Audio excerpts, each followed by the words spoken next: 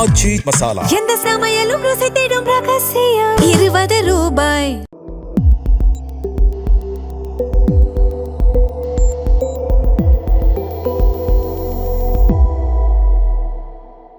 Sir வணக்கம். வணக்கம். Sir, இப்போ ஜூலை 20ஆம் தேதி பார்லிமெண்ட்ல மன்சூன் செஷன் வந்து ஸ்டார்ட் ஆக போகுது. இப்போ பிஜேபியை பொறுத்தளவில் டீலிமிட்டேஷன் பில்லை கொண்டு வரணுன்ற முயற்சிகளில் தீவிரமாக இருக்காங்க. ஒரு அட்வான்டேஜ் அவங்களுக்கு என்னன்னா, 2/3 மெஜாரிட்டி இல்லைனாலும் டிஎம்சி கம்ப்ளீட்டாக கொலாப்ஸ் ஆகிட்டாங்க. ஸோ அவங்களோட எம்பிஸ் நிறைய பேர் இந்த சைடு ஷிஃப்ட் ஆகிட்டாங்க. அது போக உத்தவ் ஃபேக்ஷன்ல இருந்தும் சில எம்பிஸ் பார்த்தோம்னா பிஜேபி சைடு வந்து ஷிஃப்ட் ஆகிருக்காங்க. பட் அதையும் தாண்டி நிறைய எம்பிஸ் வந்து அவங்களுக்கு இப்போ தேவைப்படுறாங்க பிஜேபிக்கு. ஸோ இப்போ வைக்கப்படக்கூடிய ஒரு தியரி என்னன்னா, பாஜக திமுக எம்பிஸை உள்ள கொண்டு வருவதற்கான முயற்சிகளில் ஈடுபட்டு இருக்காங்க. ஐ மீன், உள்ள திமுகவோட சப்போர்ட்டை அவங்க பெறுவதற்கான முயற்சிகளில் ஈடுபடுறாங்க இந்த பில்லை பாஸ் பண்றதுக்கு. அஃப்கோர்ஸ் இப்போ ஹிந்துல கூட அந்த நியூஸ்லாம் போட்டிருக்காங்க. அப்படின்ற செய்திகள் வருதுன்றாங்க. இது எப்படி பாக்குறீங்க? நேற்றைக்கு ப. சிதம்பரம் அவர்கள் ஒரு லாங் ட்வீட் ஒன்று போட்டிருந்தார். அதாவது டீலிமிட்டேஷன் உள்ளிட்ட முக்கியமான மசோதாக்கள், குறிப்பாக டீலிமிட்டேஷன் பில் இந்த மான்சூன் செஷனில் பாஸ் பண்ணணும்னு எப்படியாவது பிஜேபி துடிக்கிறாங்க. அதற்காக அவர்கள் வந்து டிஎம்கே மற்றும் என்சிபி, சரத் பவாரோட என்சிபி, இவங்க 2 பேரையும் அப்ரோச் பண்ணியிருக்காங்க அப்படின்னு சொல்லிட்டு ஒரு ட்வீட் போட்டிருந்தார். அவர் போட்ட ட்வீட்டுக்கு 4 ஹவர்ஸ்லேயே என்சிபி சரத் பவார் கட்சியிலேருந்து சரத் பவாருடைய டாட்டர் சுப்ரியா சூலே மெசேஜ் போட்டாங்க. நாங்கள் இன்னமும் முடிவு பண்ணல, அன்டிசைடடாக தான் நாங்கள் இருக்கோம். 50% இன்க்ரீஸ் ஓவராலாக எல்லா ஸ்டேட்ஸுக்கும் சீட்ஸ் இன்க்ரீஸ் ஆகுதுன்னா இந்த பில்லை எதிர்க்கிறதுக்கான அவசியம் இல்லைன்னு அவங்க ஓப்பனாக சொல்லியிருந்தாங்க. இட் சீம்ஸ் தட் அவங்க அந்த பக்கம் டில்ட் ஆகிறாங்கன்ற மாதிரி தெரிஞ்சுது.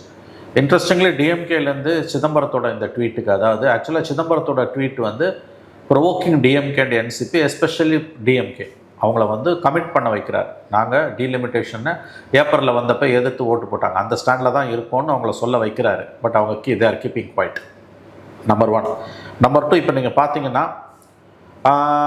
லோக்சபா ராஜ்யசபாவில் 2/3 மெஜாரிட்டி வேணும். ராஜ்யசபாவில் 9 சீட்டு தான் குறையுது. அதை சமம் மேனேஜ் பண்ணிடுவாங்கன்னு சொல்கிறாங்க. லோக்சபாவை பொறுத்த வரைக்கும் பார்த்தீங்கன்னா இன்ட்ரெஸ்டிங்லி வந்து மொத்தம் இருக்கக்கூடிய 544 MLAs, 544 or 545 total strength of the Lok Sabha is I think 544 or 545. இதில் வந்து 362 தேவைப்படுது. இவங்களுக்கு வந்து எல்லாரையும் சேர்த்தா கூட வந்து இப்போ வந்து டிஎம்கேவோட சேர்த்தா கூட 345 தான் வருது.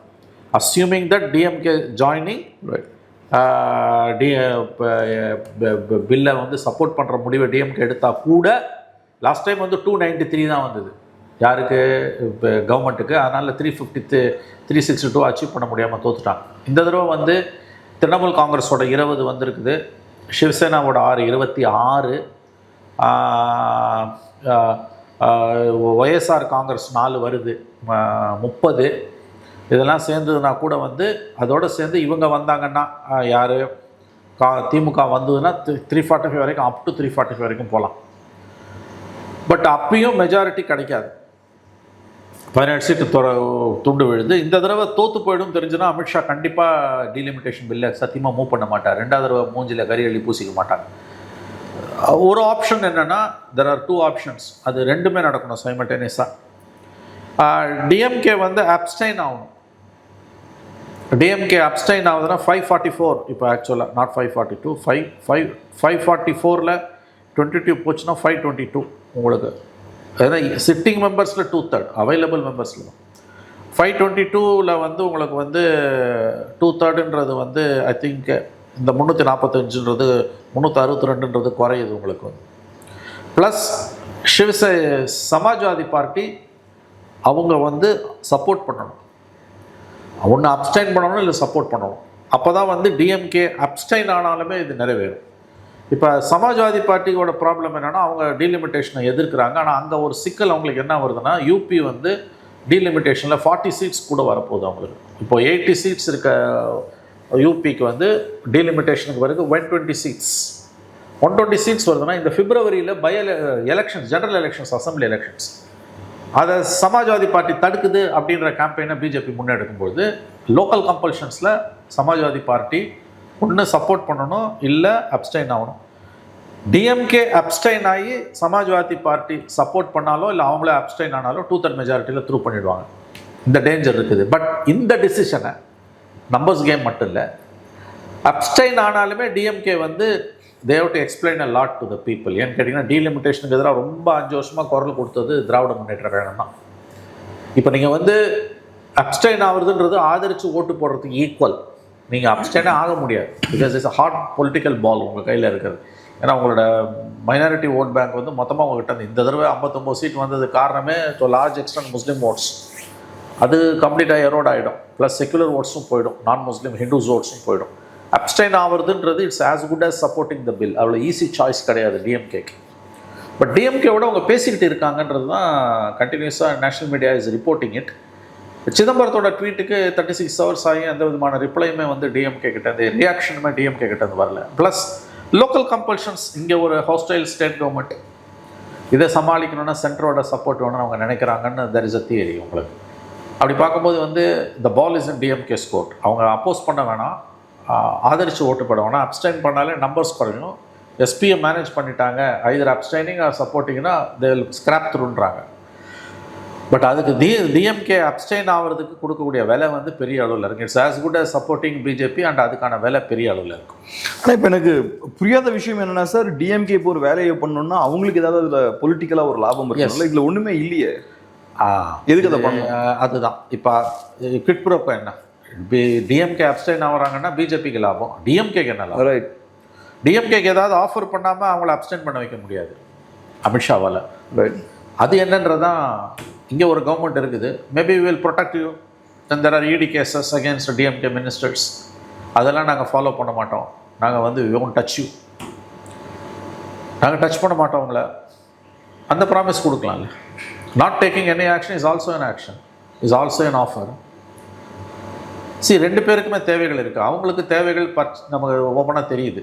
ஆனால் ஏன் கேட்குறேன்னா, நான் அந்த ஆங்கிள் கூட போகல, ஜஸ்ட் பொலிட்டிக்கலாக கேட்குறேன். இப்போ கருணாநிதி அவர்கள் காலகட்டத்தில் வாஜ்பாய் கவர்மெண்ட்டோட ஒரு பார்ட்டாக இருந்தாங்க. அதில் அவங்களுக்கு கெயின் பண்ண நிறையா இருந்தது. அவங்களோட பொலிட்டிக்ஸ் தமிழ்நாட்டில் அடிபட்டாலும் கெயின் பண்ணுறதுக்கு ஹெவியாக இருந்தது.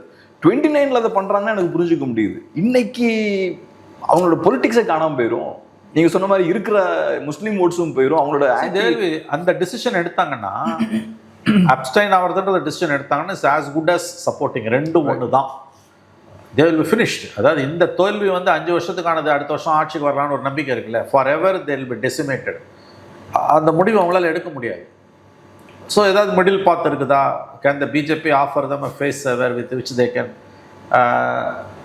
support the BJP indirectly and the bill can sail through?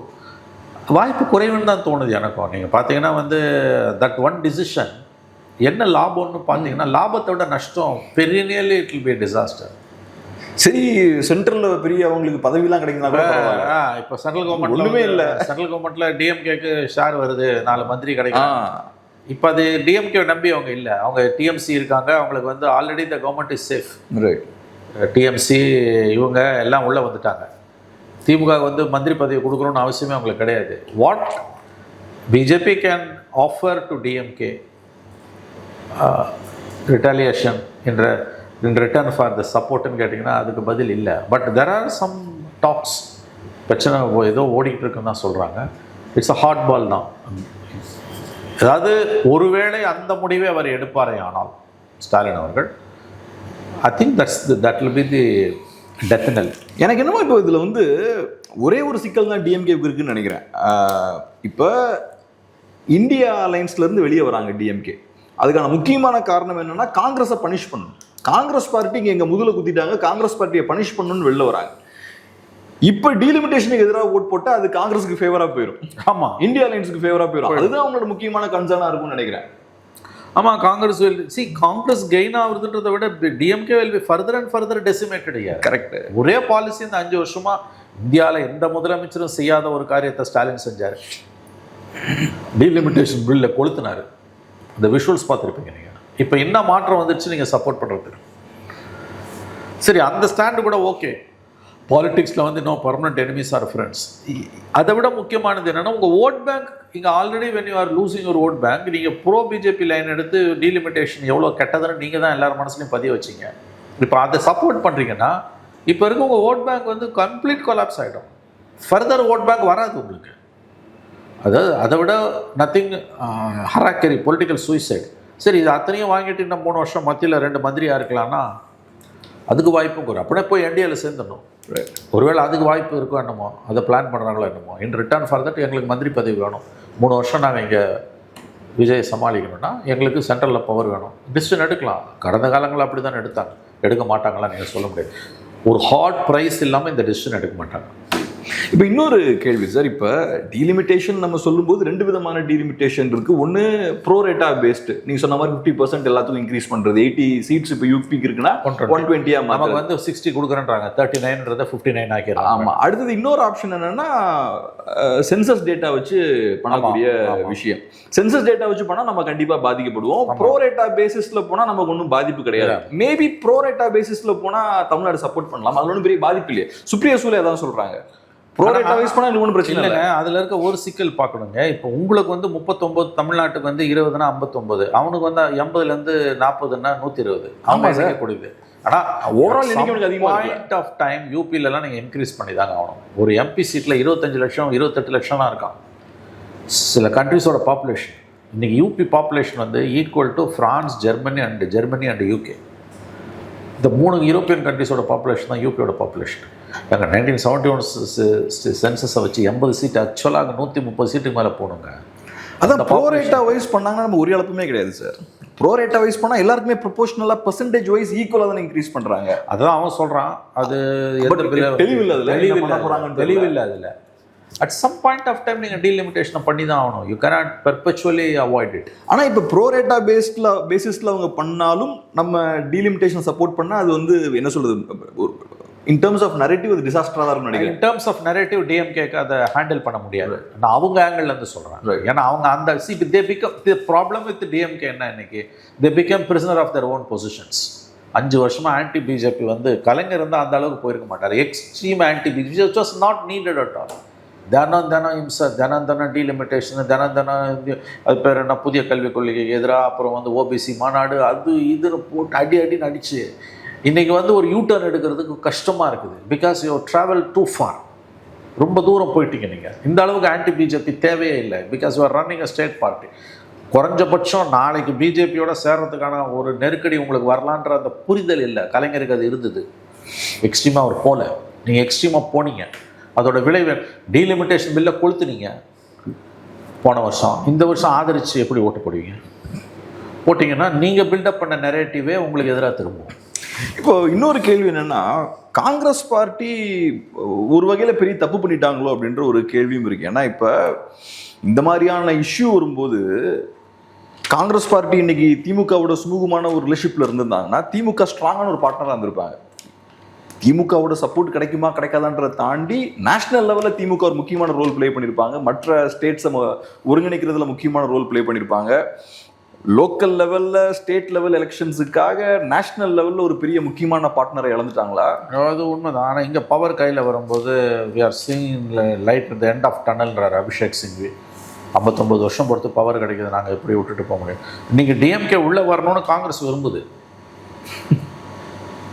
Why can't both TVK and DMK together in India blockன்றாரு யாரு? அபிஷேக் மனு சிங்வி, சிதம்பரம். காங்கிரஸ் விரும்பும் சார், 2 லட்டு வேணும்னு காங்கிரஸ் ஆசைப்படுறாங்க. அது எப்படி தாவேகாக்கிட்ட இருந்து ஸ்டேட் லெவல்ல வாங்குவோம், நேஷனல் லெவல்ல டிஎம்கே எப்படிங்க டிராவல்? ஆமா, டிஎம்கேக்கு number 1 enemy not BJP, right, it is TVK.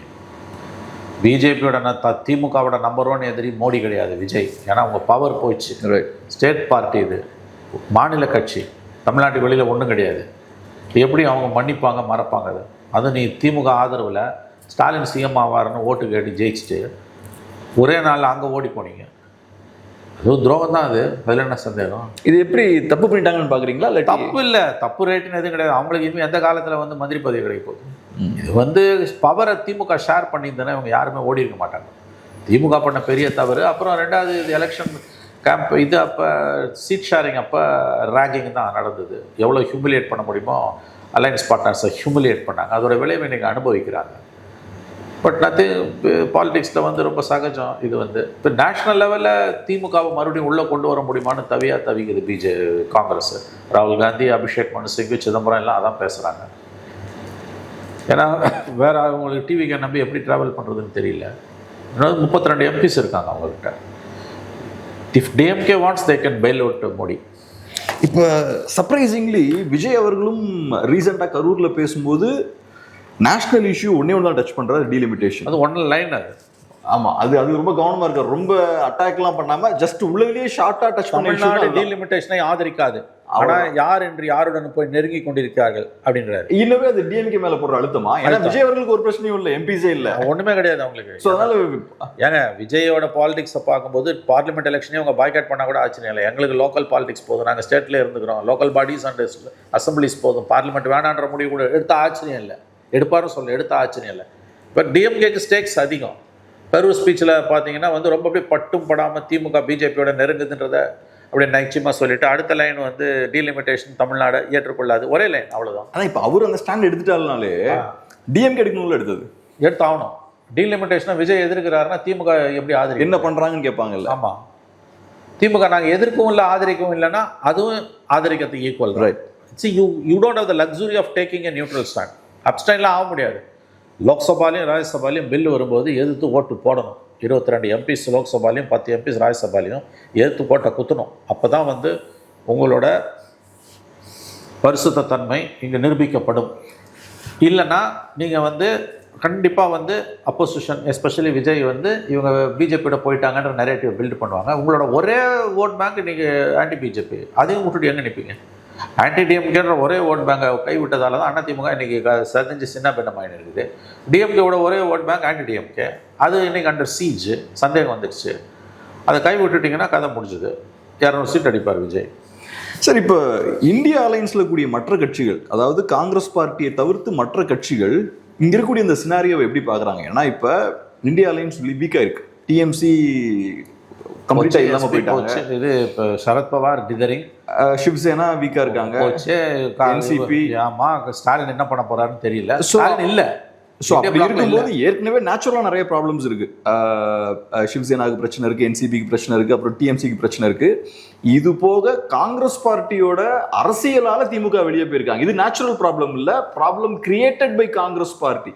So இந்த சினாரியோவை எப்படி பார்ப்பாங்க? காங்கிரஸ் பார்ட்டி இதை பண்ணாமல் இருந்திருந்தா இன்னைக்கு ஸ்ட்ராங்கான ஒரு பார்ட்டி இந்தியா அலைன்ஸ்ல. அது எல்லாருக்கும் வருத்தம் இருக்குங்க. ஆனால் ஒன்றும் காங்கிரஸை கண்ட்ரோல் பண்ண முடியாது.